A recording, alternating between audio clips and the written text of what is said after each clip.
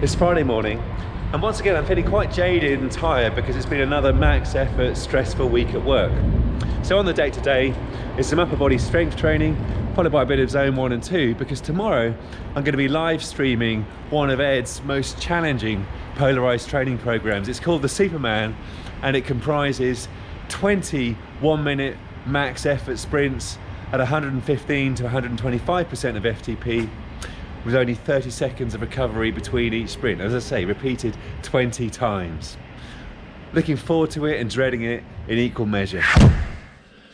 So here's a weight update ahead of Ed Lavarak's latest polarized training program, the Superman.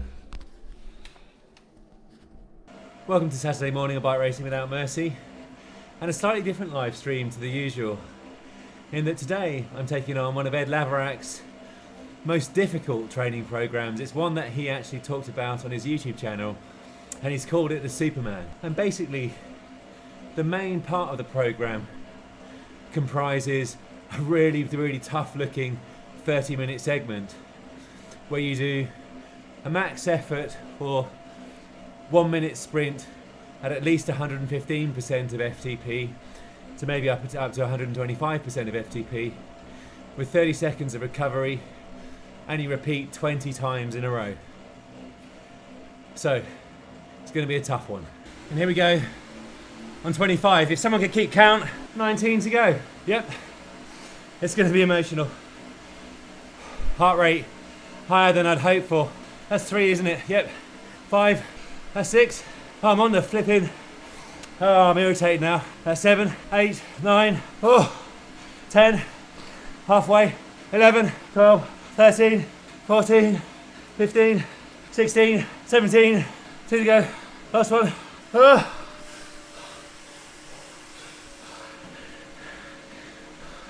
Nah, oh yeah, nah, I'm ruined. Thank you ever so much. Do check out the stats on Strava, Zwift Companion, and what was the other one? Oh no, not Zwift Power, it wasn't a race.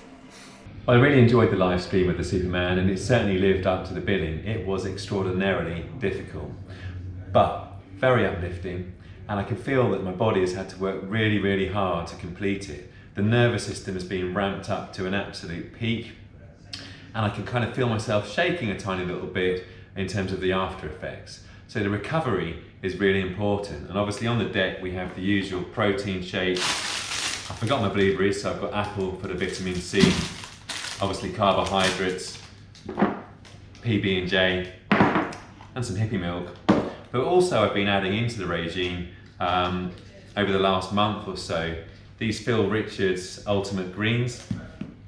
I used these previously when I was doing my bodybuilding shows, but obviously the green powder is giving you a lot of vitamins and nutrients in a very easy to digest, easy to get into the bloodstream, easy for the body to assimilate basis. So this is the start of the recovery, protein shake, carbohydrates to follow.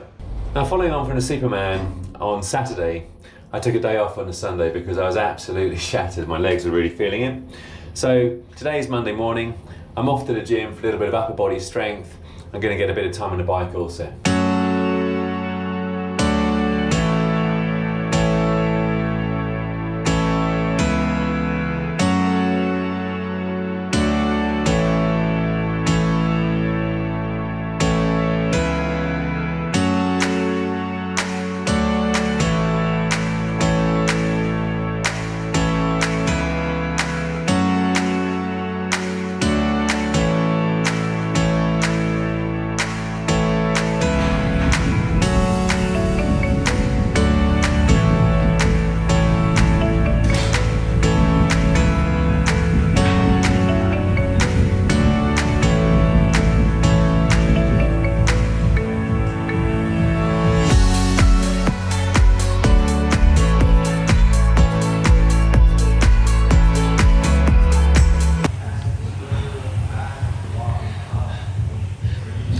By going to a dead hang, you get a full stretch in a lat muscle, full range of motion.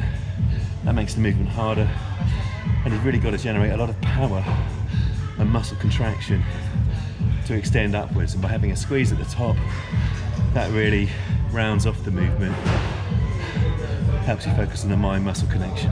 And continuing the theme of focusing on the posterior chain, I'm going to complement the vertical pulling movement with a horizontal pulling movement. Here, the prone row with a pronated grip.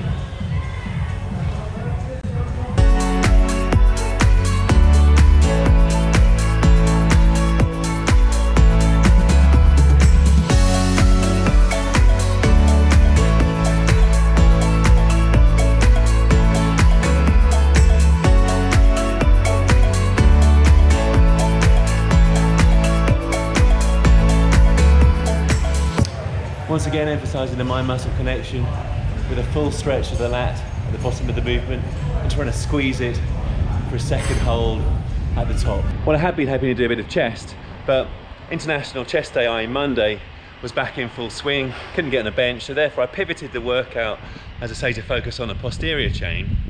And those of you who watch the channel regularly will have seen that it's taken me about 8 weeks to build my deadlift back up from around about 95 kilograms to 105 just there.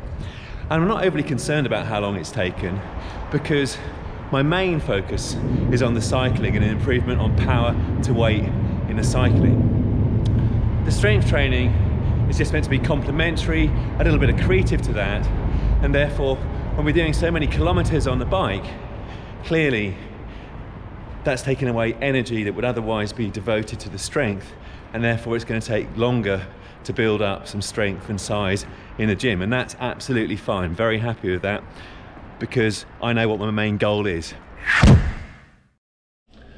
And time for the pre-race weigh-in.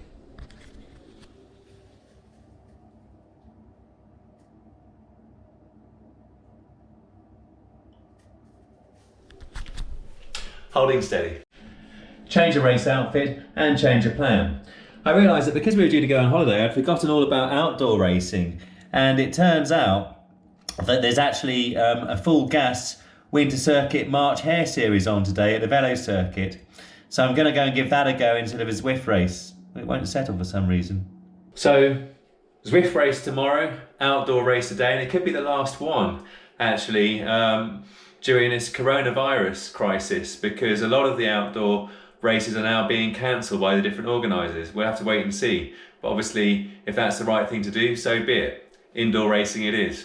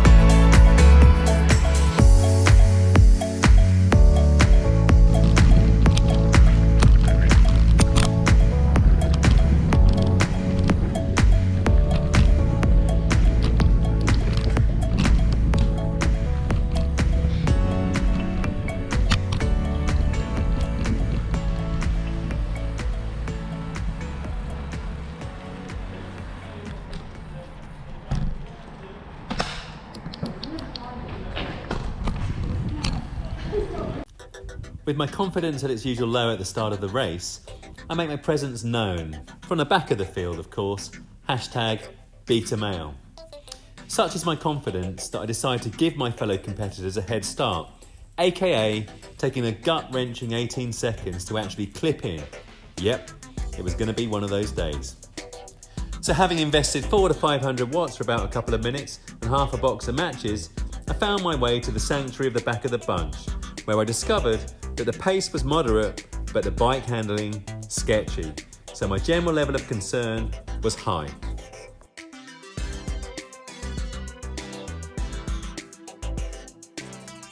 My vanity and self-delusion know literally no bounds. And you find me here in a doomed attempt to break away and stay away, Thomas against style. Basically, the pace was too low to force a selection, leaving folk able to press on and spoil any attacks off the front at their leisure. So I decided to content myself by hanging out in the wheels, self-styled vigilante, policing the attacks with the brutal application of watts when needed, so as to spoil the breakaway dreams of others or join them in the glory. And after about 30 minutes of this, all I'd achieved was burning a load more matches in order to haul the bunch back to parity.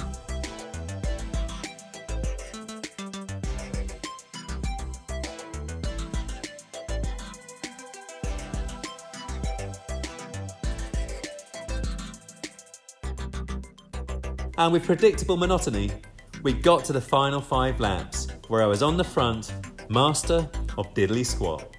I did the arithmetic and calculated bunch sprint equals 0 points. So, politely, I offered a breakaway lead out to Ollie for the final lap. Cut to me blowing up mid-climb and ruining his race. Sorry, Ollie.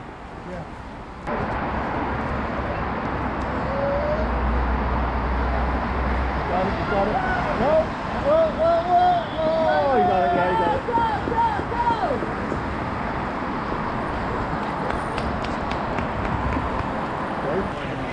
It wasn't a great race. It was sort of very pedestrian and then just insane pedestrian. 2 weeks ago, that Henry. So you did 400 watts and you did 8k now? Less. 4 watts less quickly. Yeah, I mean, so it was so unselective because you could just sit in a bunch doing nothing in the Henry and then not get away. No, or if someone gets away, no one wants to chase down. I've only had one like that here. When I was leading there, when I stalled and I just ran out of power, and I caught you, did I? I'm so sorry. No, you didn't catch me, but I just... No, yeah, I saw you momentum. Yeah. So I was like blocked. I was like, fuck, I'm so sorry. No, that's fine. I think I was last. No, I was last. I was dead last. I rolled into... Yeah. So I'm rocking a bit of the stolen goat today, but when I bought some of this, they sent me this little goat, who I like to call Lammy. And so we figured we'd bring him out for a day out, check out the racing. So say hello to Lammy, the goat. So this is Ollie. We were racing earlier, and towards the very end of it, we decided we're going to have a little breakaway attempt, and I offered to do a little lead out. Unfortunately, I ran out of gas towards the end, and yeah, we were both on the limit though, to be fair. But yeah, it was just 2 bends to go, wasn't it? Yeah, 2 bends to go. You just sort of blew up a little bit. But you know, it wasn't too far away, to be honest with it. It wasn't too bad. For like probably what, a minute, I mean, 30 seconds to 45 seconds more glycogen and a little bit more moral fibre. I think that was what was lacking. But I'm so sorry I spoiled your race. You didn't really spoil it. Turns out Ollie also has a cool client, Hexar, and I've been wearing this about the last month and a half. Love it. What do you think to yours? Yeah, I absolutely love them. I think, you know, the whole point is it's custom fit to your head, so you have no issues in terms of fit. It's kind of like you forget you're even wearing it. Totally. That's how I describe it. And the safety is another league, really. It's awesome. And I wear this racing because it's aero, not aero. I've got a Class Pro one as well, but I wear this. No, I really love it too. Very, very comfortable. And if you check out Ed Laverak's channel, you'll see the fitting, where literally they go around your head with like an iPhone or an iPad or something like that. It takes about 30 seconds and then it all gets delivered online. So yeah, I paid my own money for this. Really love it. And Ed is actually supposed to be going for a sub 25-minute effort up Sakalobra. He is, yeah. I don't know if that's still going ahead. Oh, he's probably in doubt right now, but Ed, I'm sure you'll find a different channel. And for the avoidance of doubt, I did come dead last. Kind of blew up just at the foot of that hill and basically shut it down after that. And you know, it is what it is. I think I'm more suited to the hillier races. We live and learn.